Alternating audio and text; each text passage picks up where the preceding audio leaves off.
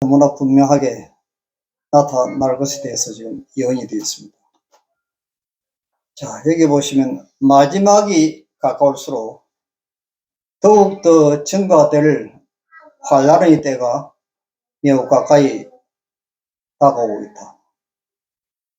지금은 낭비할 시간이 없다. 세상은 전쟁의 정신에 휩싸여 있다.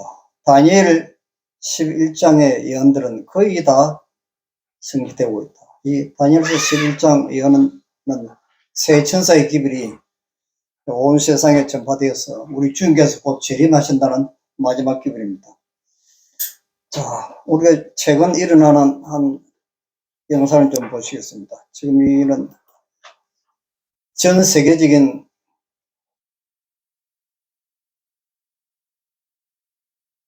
소리가 왜 안 나지?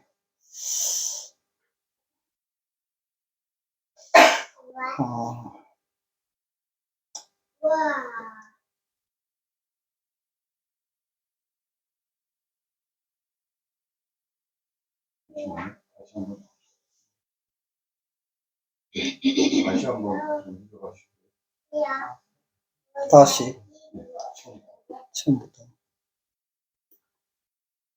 안녕하세요.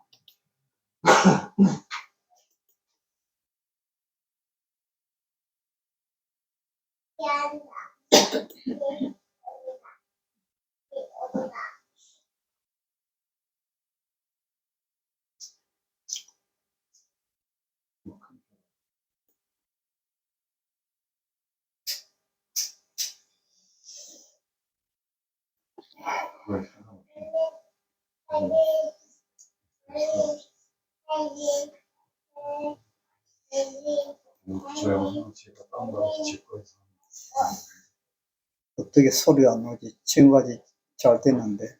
이게 요 정치를 통해서 예.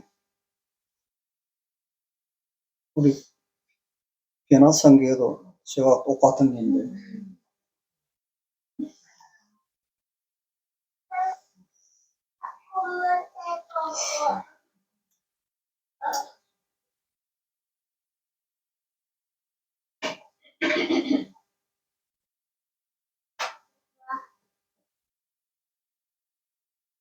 옛날에는 부분적으로 재난들이 일어났는데 요즘은 동시다발적으로 전 세계적으로 각 나라마다 지금 이 기후 변화 때문에 침대 지변이 지금 동시다발적으로 좀 일어나고 있다는 것입니다.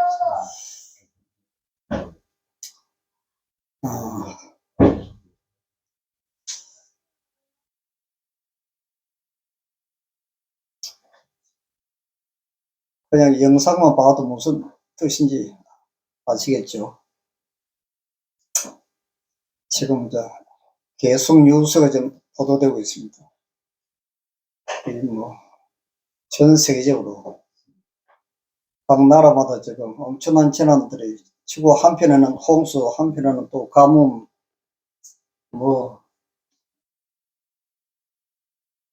이 가까운 일본, 중국 할 것 없이 엄청난 재난들이 지금 현기적인 날 정도로 좀 계속 일어나고 있죠. 이게 이제 우리 선지자께서 계시 가운데 본 장면들입니다. 재림이 가까울수록 점점 더 증가되어가는 재난들이 연속적으로 일어날 것에 대해서 지금 계속 이야기를 하고 있습니다.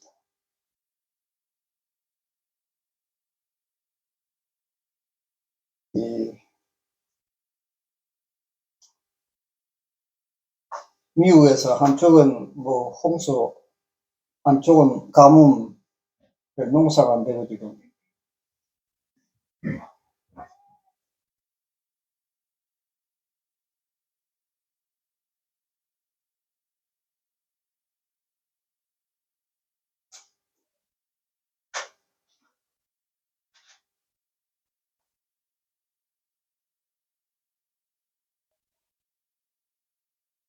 지금 시베리아에 그 얼음이 녹으면서 지금 기후 변화가 굉장히 빠른 속도로 지금 일어나고 있습니다. 지금 그래서 자동차 이산화탄소 이런 것도 많은 영향을 미치고 하기 때문에 이제 지금 자동차도 전기차로 좀 다 바꾸고 있죠, 지금.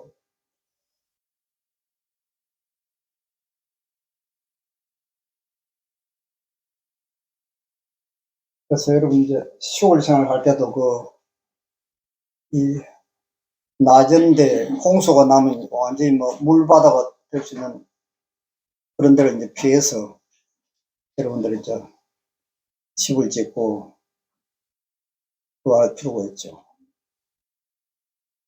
자, 그다음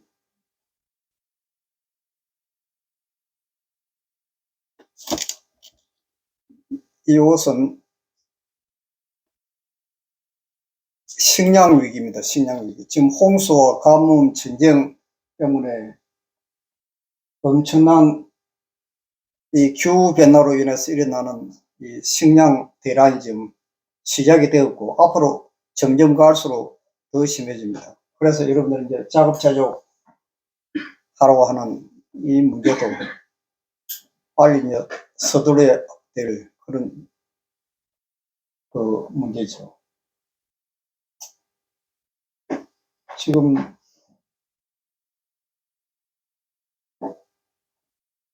그래서 지금 물가가 지금 폭등을 하고 지금 살아나기 위해서 여러분들이 최소한도로 이 식량이나 뭐 이런 자급자족 할 수 있는 준비를 하는 게 너무너무 이제 중요한 것입니다.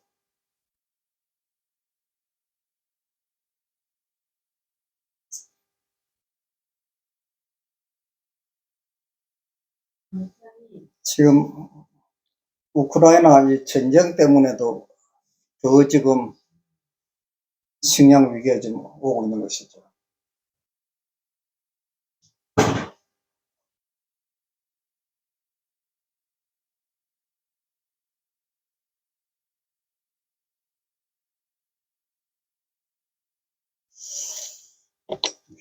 목사님한테 음소거가 되는 건 아니에요.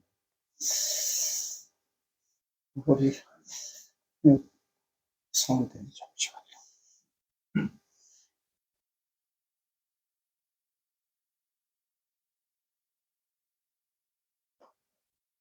소리 변화 상태에서 계속 썼는데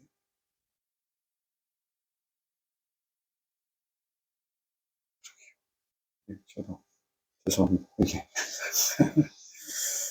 어떻게 그냥 그림만 보십시오. 무슨 말인지 이제 이해가 될 겁니다. 지금 전 세계적으로 제일 많은 밀과 양식을 지금 생산하는 이 지금 우크라이나, 러시아, 중국, 뭐 호주, 미국 할 것 없이요. 금년에 이제 굉장히 가뭄이 좀 오고 홍수 때문에 식량이 뭐 엄청나게 지금 또 감소가 됩니다. 우리나라에도 지금 수입하는 곡물들이 많기 때문에 아마 여러분들 앞으로 이 곡식이 좀 쌀 때 미리 좀 준비를 하든지 뭐 자급자족을 하든지 아마 대책을 세워야 될 것 같아요. 그래서 제일 큰 타격을 입는 나라가 이 아프리카입니다. 이 보시면 빨갛게 저렇게 이제 되어 있는데 저희는 뭐 굶어 죽는 사람들이 너무 많고 지금 참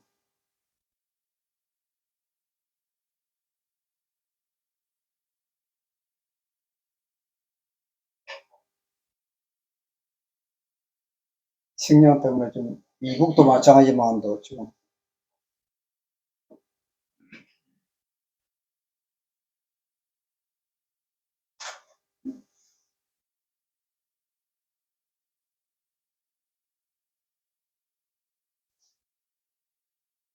이집트에서 이제 주로 이제 밀가루를 가지고 이제 주식이 빵인데 밀가루가 부족하니까 밀가루 가격이 엄청나게 이제 폭등을 하는 거죠.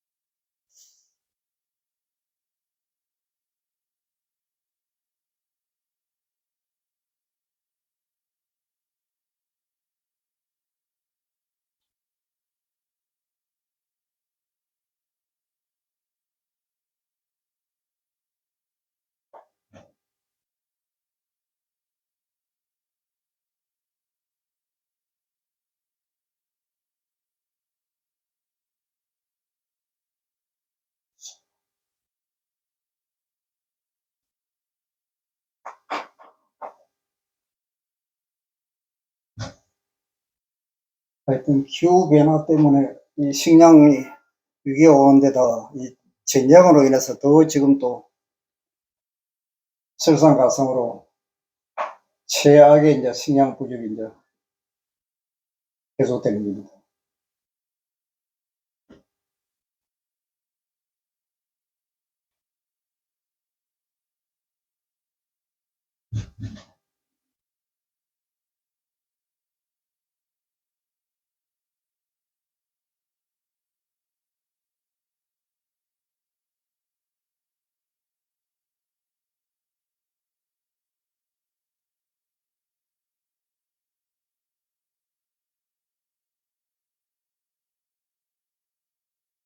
옛날에 이제 식량이 없어 굶어 죽는 아이들을 위해서 이제 노래를 만들었는데 그걸 지금 부르고 있는 거죠. 자, 그래서 지금 앞으로 이제 기근이 많아질 것이다. 전염병으로 수천 명의 사람들이 생명을 잃을 것이다. 아마 우리가 지금 이 코로나 바이러스 이것이 지금 끝난 것이 아니고 날이 갈수록 점점 더 강하고 독한 이 바이러스들이며 전 세계적으로 유행할 것이 좀 예언되어 있습니다. 하나님의 저거하시는 영께서 지상에서 물러가고 계신다. 허리케인과 태풍, 폭풍, 그리고 화재와 홍수, 땅과 바다의 재난들이 꼬리를 물고 빠르게 일어나고 있다. 과학은 이 모든 것들을 설명하려고 할 것이다. 그렇죠. 지금 일어나고 있는 재난들을 뭐 기후 변화로 인해서 그렇다. 지금 뭐 전쟁 때문에 그렇다. 뭐 여러 가지 참 과학자들이 설명을 하고 있지만도 이거는 이제 하나님께서 지금 이 세상을 재림이 임박한 걸 지금 알리고 있는 섭리의 사건이라는 것입니다. 우리를 지켜 들어오고 있는 증거들은 하나님의 아들이 오실 때가 되었음을 말하고 있지만 그 참된 원인이 아닌 다른 것의 탓으로 돌리려 한다 그랬습니다. 그래서 여러분들이 보시면 이 환경적인 이 재난들이 일어나는 것은 우리 사람의 마음속에 성령이 떠나가고 사단 마귀가 이제 들어오는 순간부터 이 환경적인 재난이 일어납니다. 그래서 지금 여러분들이 성경 창세기부터 보시면 아담과 하와가 선악과를 따먹자마자 그들을 두르고 있던 빛의 두루마기가 살아있죠. 또 가인이 아벨을 살인하자마자 땅이 또 저주를 받아서 농사가 잘 되지 않고 가시와 엉겅기가 나기 시작했습니다. 또 노아 홍수 때도 사람들이 너무나 악하고 참 죄악의 잔이 차고 넘쳤을 때 홍수로 이 세상을 멸망시키고 8명만 그때 남았습니다.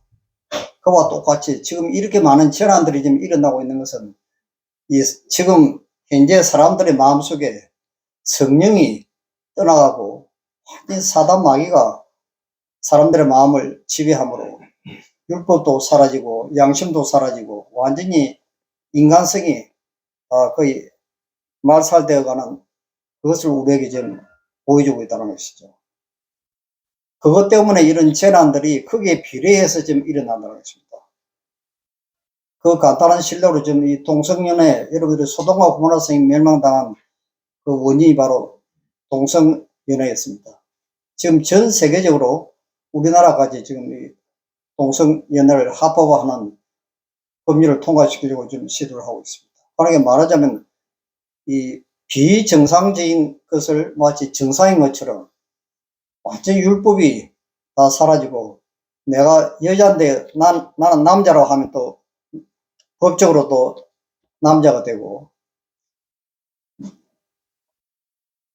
남자가 또 나는 여자라 하면서 이제 여자 그 목욕통에 들어가면 자, 그 사람이 또 여자가 되는 것입니다. 이런 일들이 지금 희한한 일들이 지금 일어나고 있습니다. 이것은 완전히 율법이 사라진 증거죠. 하나님 이런 재난들이 이제 끊임없이 일어난 것입니다. 자, 며칠 전에 어떤 장로님이 저한테 전화를 해서 지금 금년 8월 8일 저녁 5시 뉴스에 채널 23번 연합방송 보도에 이런 내용이 나왔습니다. 미국 민주당 의장인 펠로시 하원 의원이 국회 음주운전 금지법을 상정했다. 이것이 통과되면 대쟁토에 예언되어 있는 국가적인 일요일 휴밍에 관한 법률이 곧 제정될 것으로 생각한다. 자, 이것이 이제 대쟁토에 지금 나와 있죠. 587페이지 보시면 미국에서는 도덕적인 개혁 운동에서 가장 두드러지고 중요한 운동 중 하나인 금주운동이 흔히 일요일 휴업 운동과 병행해서 이루어지며 라는 말씀이 나옵니다. 그래서 지금 예수님이 재림이 이제 임박한 또 국가적인 일요일 휴업이고 내릴 징조를 지금 보여주고 있다는 것이죠. 자, 금년 10월 10일 날 초막절에 예수님이 재림하신다고 지금 유튜브에 지금 떠 있습니다. 이걸 얼마나 공개적으로 또 담대하게 지금 이 보도를 지금 하고 있는지 모릅니다. 근데 이분이 이제 한 번만 재림 날짜를 정한 게 아니고 2018년 12월 6일 날 재림한다고 정했는데 그날 이제 예수님이 재림을 안 하시니까 이것은 사람이 계산을 잘못해가지고 이제 재림이 빗나갔다는 것입니다. 그런데 이번에 이 10월 10일은 이건 사람이 정한 것이 아니고 예언적으로 또 하나님이 아주 명백하게 확실하게 이걸 성경에 지정했다는 것입니다. 재림 날짜를. 자, 이거 참. 근데 여기 보시면 우리의 기별은 어떤 때를 정하는 기별이 아니다라는 말씀이 있습니다. 우리는 예수님이 능력과 큰 영광으로 재림하시기 전에 병가될 정확한 기간을 정하는 그런 부류에 속한 사람들이 아니다. 어떤 사람들은 때를 정한다. 그리고 그 때가 지나가면 괜찮을 받아들이는 대신에 주제넘은 마음으로 계속하여 새로운 때를 또 정한다. 그러나 계속적으로 실패함으로 그들은 거짓 선자로 낙인을 받게 된다. 이 때를 정하는 이 기분은 굉장히 위험한 것이라는 것입니다. 그래서 우리는 시기를 정하는 일에 관하여 반복해서 경고를 받고 있다. 하나님의 백성들에게 때의 기초를 둔 기별은 결코 다시 없을 것이다. 우리는 성령을 부어주시는 명확한 때와 혹은 그리스도께서 강림하시는 정확한 때를 알 필요가 없다 이랬습니다. 며칠 전에 또 제가 미국에서 만난 분인데 이 한국에 좀 와가지고 또 예수님이 부활하신 날이 일요일이 아니고 뭐 수요일이라고 하고 한국 연합회 앞에서 또 막 피켓을 들고 이렇게 막 시위를 하던 분인데 저한테 또 며칠 또 전화 왔어요. 금년에 늦은 병가 내리고 내년에는 우리 제철 안식 예수 재림교회 또 은혜의 시기가 끝난다 하면서 목사님 준비 안 하면 구원이 없습니다 그래요. 자, 그러게 이런 것들이 왜 필요 없는 일을 하는지 저는 뭐 이해를 할 수 없어요. 그리스도께서 오실 때와 해와 날과 시간을 알리는 기별을 선포하는 자는 누구든지 멍에를 더 쓰고 하나님이 주신 적이 없는 기별을 선포하는 것이다. 왜 하나님께서 하지 말라는 것만 골라가면서 하는지 모르겠어요. 하라고 하는 건 안 하고 하지 말라는 것만 이제 골라가면서 하는 것입니다. 자, 이게 연합의 중요성이라 하는 말씀으로 우리 선자께서 이런 긴 그 편지를 1891년 6월 10일 미국 미시간 페토스 게이트라 거기로부터 챔피온이라는 형제에게 보낸 편지 내용입니다. 여기 보시면 사단은 우리의 마음을 그리스도와 이 시대를 위한 특별한 진리로부터 마음을 돌리도록 할 것이다. 나는 완전히 계시되지 않은 것이나 우리의 구원에 필수적이 아닌 어떤 것 혹은 애매모호하고 중요하지 않은 점들의 마음을 빼앗기도록 사람들의 마음을 인도하는 것이 원수의 술제인 것을 보여줍니다.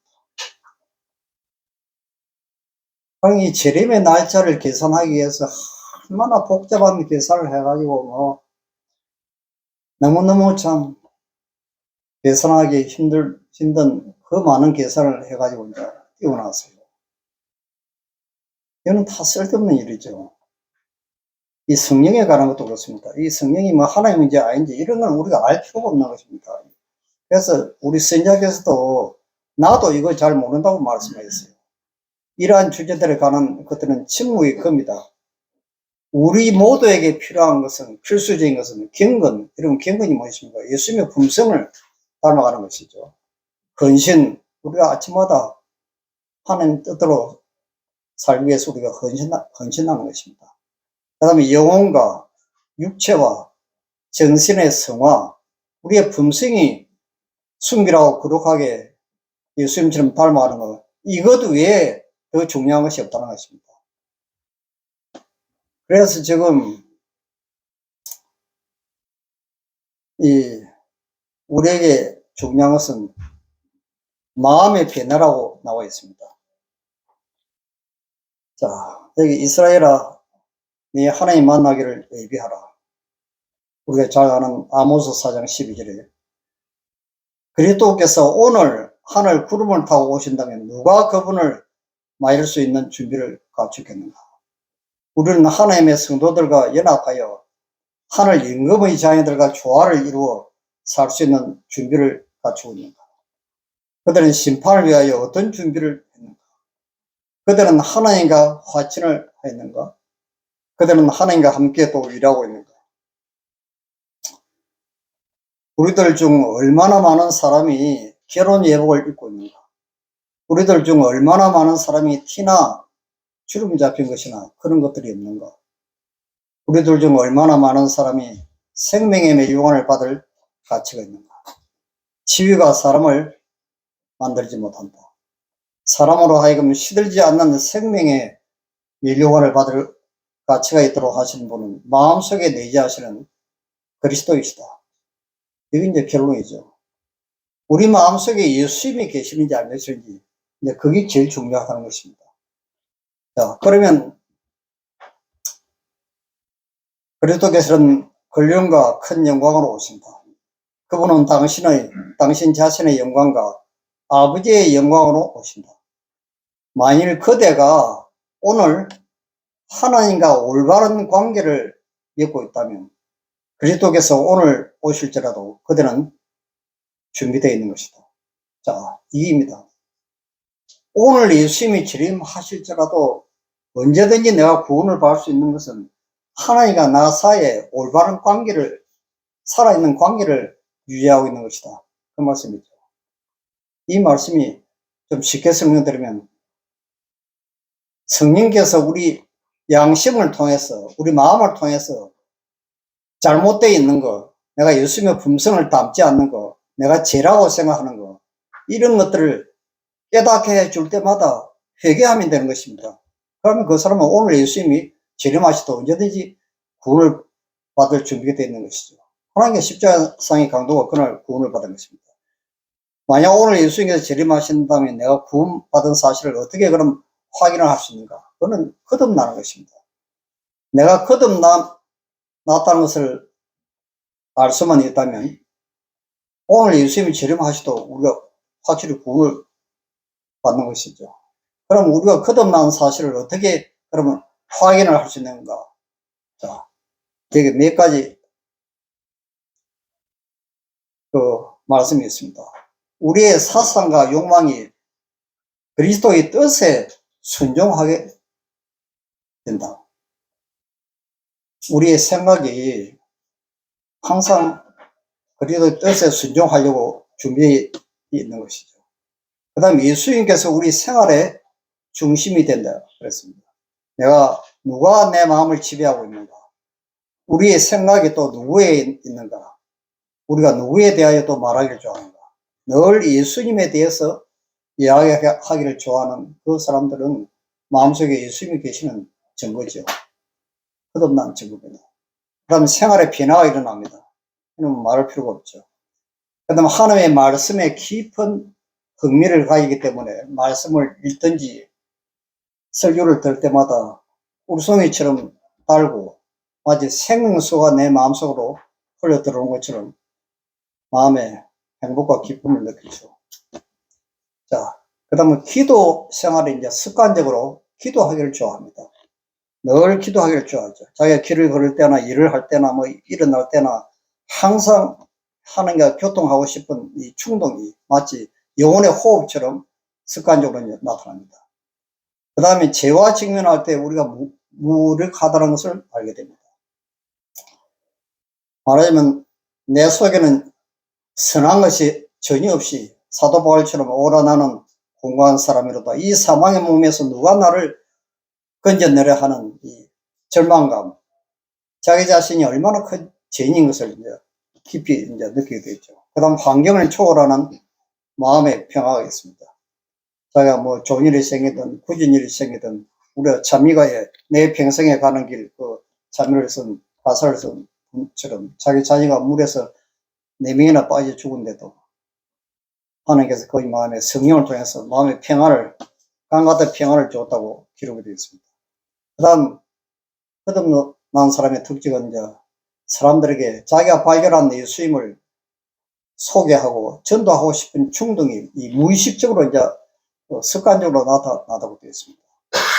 그러면 이제 마지막으로는 자기 자신의 부족을 날에 갈수록 점점 더 깊이 느끼기 때문에 항상 나보다 다른 사람을 더 선하게 보고 비난이나 판단을 하지 않게 됩니다. 이것이 이제 두드러진 특징이죠. 이것은 마음에 예수님이 계실 때 이런 현상이 일어나는데 이것은 사단 마귀가 그 사람 마음속에서 완전히 쫓겨난 증거라고 분명히 이야기했습니다. 자, 요즘 이제 예수님이 재림이 가까우니까 별별 사람들이 지금 다 나타나고 있습니다. 지금 며칠 전에 제가 아는 분인데 전화를 받았어요. 자기는 거듭났기 때문에 죄를 전혀 짓지 않는다는 것입니다. 자기는 또 죄와 싸우는 투정도 없다고 그래요. 자기는 너무나 거룩하고 그래서 늘 기쁘고 행복하다고 이야기를 합니다. 그런데 이것이 성경적으로 예언의 신적으로 전혀 맞지가 않습니다. 여러분 보십시오. 사람들이 저희가 성화되었다고 주장하면 그것은 그들이 아직도 거룩하게 되기에는 멀었다는 충분한 증거를 제시하는 것이다. 그들은 자신의 약점과 부족을 보지 못한다. 그러니까 내가 예수님께로 더 가까이 가면 갈수록, 내가 예수님을 많이 알면 알수록 자기 자신의 부족이 더 크게, 더 절망적으로 사도 바울처럼 나타나는 것이 정상인데 이것하고는 완전히 다르죠. 성화되었다고 권하는 대부분의 사람들은 마음 가운데 역사는 은혜에 대하여 전혀 무지하다. 시험해 보면 그들은 독선적인 바리새인들과 같다는 사실이 드러난다. 그들은 남의 말은 들으려고 하지도 않을 것이다. 그들은 이성과 판단을 제쳐놓고 그들이 한때 경험했던 감정의 기초를 두어 그들이 성화되었다고 주장하면서 자신의 감정에 전적으로 의존한다. 그들은 자기가 선교를 하다는 고집센 주장을 역설할 때 완강하고 개박하다.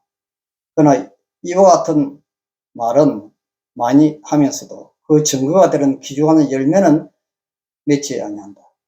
이제 그 사람의 생애를 보면서 확인할 수 있는 가장 정확한 것은 예수님의 품성과 같은 열매를 보면 아는 것입니다. 그 사람이 받은 계시나 성령의 역사가 그게 진짜 하나님께로부터 왔는지 사단 단서에서 왔는지 그거는 그들의 열매로 알 수가 있다는 것이죠. 자, 그래서 지금 이 성화되었다고 고난하는 자들은 저희의 가식으로 자신의 영혼을 속이고 있을 뿐만 아니라 하나님의 뜻을 따르기를 갈망하는 많은 사람들을 객길로 인도하는 가마를 끼치고 있다.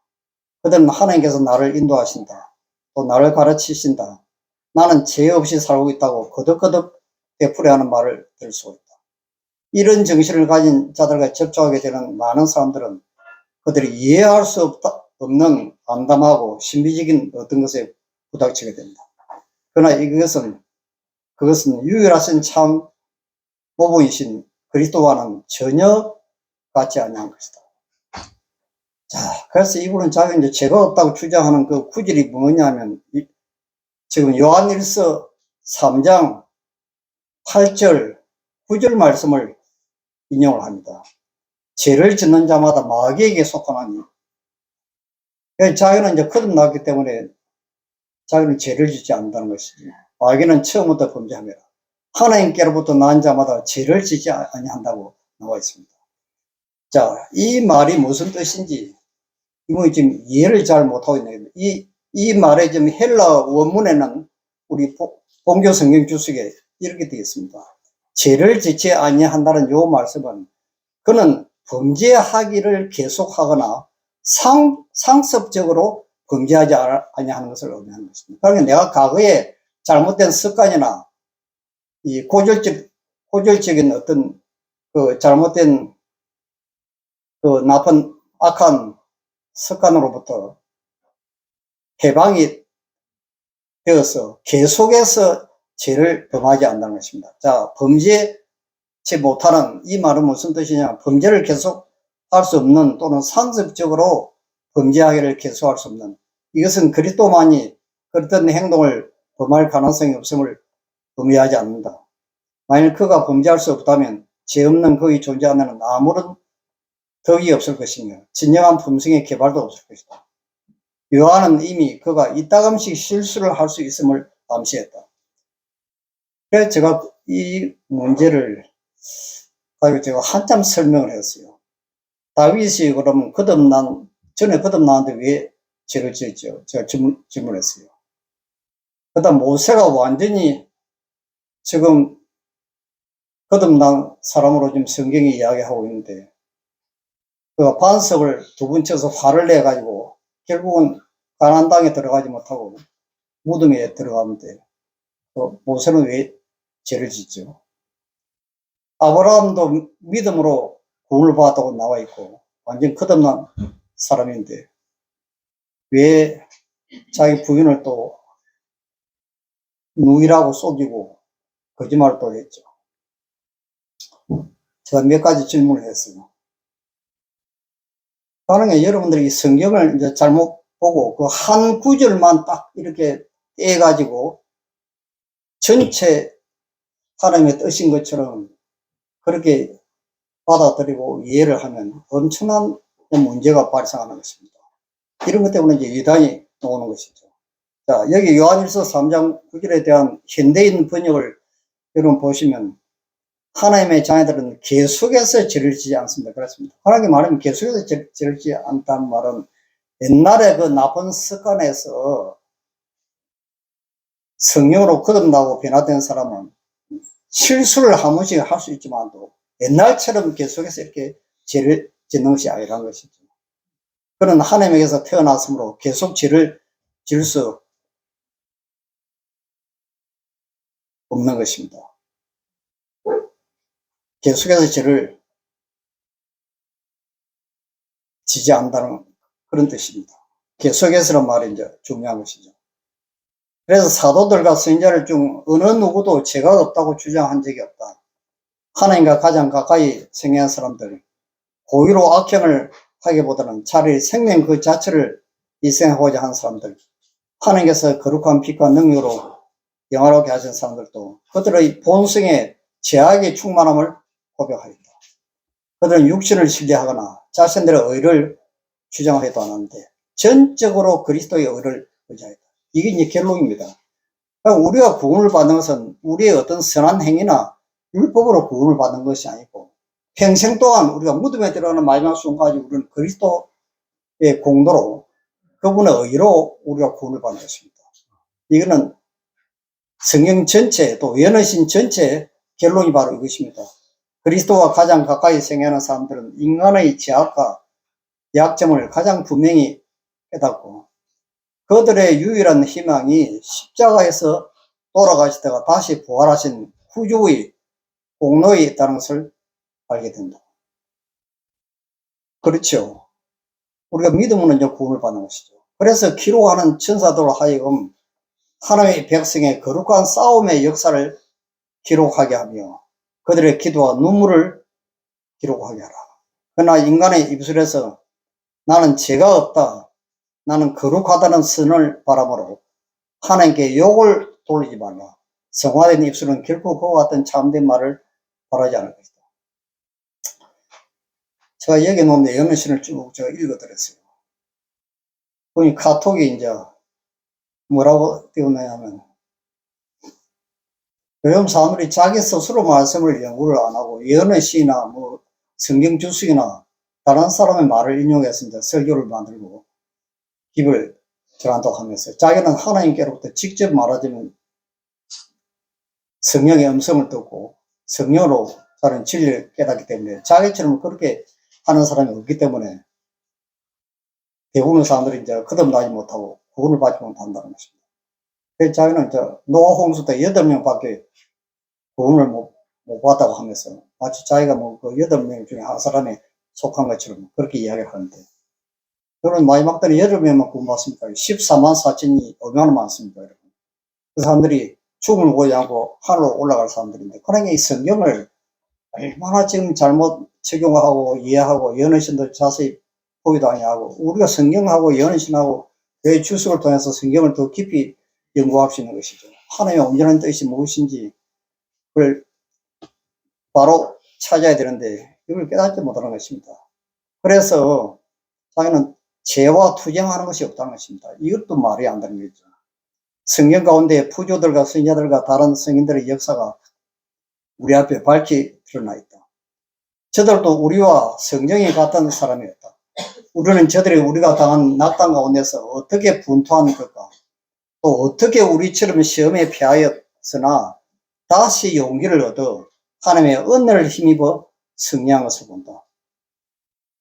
우리가 거듭난 사람도 또 넘어질 수가 있고 죄를 지을 수가 있죠. 그런데 다시 일어나서 회개하고 또 새로운 출발을 하는 것이죠.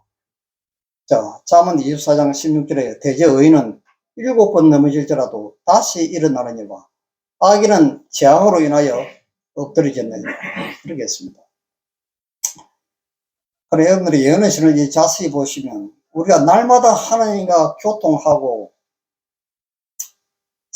하나님과 살아있는 관계를 유지하면서 하나님 뜻대로 살려고 하는 사람들은 비록 실수를 하더라도 그 실수가 계속 반복되는 것이 아니고 시간이 지날수록 그 횟수가 점점 더 이렇게 줄어드는 것이죠. 그래서 나중에 늦은 비가 내릴 때쯤 되면 자기가 완전히 성령께서 그의 마음을 지배하면서 우리가 예수님처럼 변화되어가는 성화에 자라나는 경험을 이제 하게 되는데, 그 지금까지 이제 성장하고 변화되면서 이제 베드로 8가지 단처럼 하나님의 완전한 품성이 나타나는 그 사랑 지점까지 이제 올라가게 되는 것이죠. 그게 바로 하나님의 인이고 연비입니다. 하나님이 습관적으로 죄를 계속 범하지 않는 것입니다. 투쟁이 있죠, 우리가. 그래서 이 결론적으로 이제 말씀드리면 스가랴 3장 여러분들이 1절에서 5절에 여호수아가 더러운 옷을 입고 천사 앞에 섰는지라 여호와께서 자기 앞에 선 자들에게 명하사 그 더러운 옷을 벗기라 하시고, 또 여호수아에게 이르시되 내가 네 죄가를 제하여 버렸으니 네게 아름다운 옷을 입히리라 하시기로 내가 말하되 정한관을 그 머리에 씌우소서 하며 곧 정한관을 그 머리에 씌우며 옷을 입히고 여호와의 사자는 곁에 섰더라. 자, 요 장면을 우리가 교회정은 5권 472페이지에 우리 선지자께서 계시 가운데 본 장면입니다. 여호수아와 사자에 관한 스가랴의 이상은 속죄의 끝날이 가까이 이르고 있는 때 하나님의 백성들이 경험에 특별히 또 강하게 적용된다 그랬습니다. 사단은 그들의 더러운 옷, 그들의 결점하는 품성을 지적한다. 그는 그들의 구속주의 이름을 더럽혀온 그들의 약점과 어리석음, 그들의 변망덕의 죄, 그리스도를 닮지 않은 그들의 모습을 제시한다. 그는 그들의 상황이 절망적이며 더러워진 그들의 오점은 결코 정결해 줄 수 없다는 생각으로 영혼을 위협하고자 한다. 사단은 다음과 같이 말한다. 그들이 하나님의 율법을 순종하느라고 공언하고 있는 동안 그 율법의 조항들을 지켜왔는가? 그들은 하나님보다 자아를 더 사랑해 오지 않았는가? 그들은 그분을 섬기는 것보다 그들 자신의 유익에 더 비중을 두어오지 않았는가? 그들은 세상에 속한 것들을 사랑해 오지 않았는가? 그들의 생애를 특정 지어온 죄들을 바라보라. 그들의 어리석음, 그들의 악이 피차간의 정오를 쳐다보라. 하나님의 백성들은 많은 점에서 매우 결함이 많았다. 사단은 그들을 유혹하여 범죄하게 한 죄들을 정확하게 알고 있다. 그는 그 죄들을 가장 크게 과장하여 제시하면서 이렇게 주장합니다. 하나님께서 나와 나의 사자들을 그분 앞에서 추방하시면서 동일한 죄를 범해온 이 사람들에게 상급을 주실 것입니까? 그러나 그리스도를 따르는 자들은 죄를 지었을지라도 그들 스스로의 악의 지배에 맡기지 않았다. 그들은 죄를 버리고 겸손하고 동의하는 마음으로 주임을 차였다. 그리고 거룩한 종무자께서는 그들을 위하여 탄원하신다. 하나님의 백성이 그들 앞에서 그들의 심령을 괴롭게 하고 마음의 순결을 위하여 탄원하고 있을 때 그들에게서 더러운 옷을 벗기라는 명령이 내리고 내가 네 죄가를 제하여 버렸으니 네게 아름다운 옷을 입히라고 용기 주는 말이 있게 된다. 흠없는 그리스도의 의의 옷은 시험과 유혹을 받으면서도 성실한 하나님의 백성에게 입혀진다.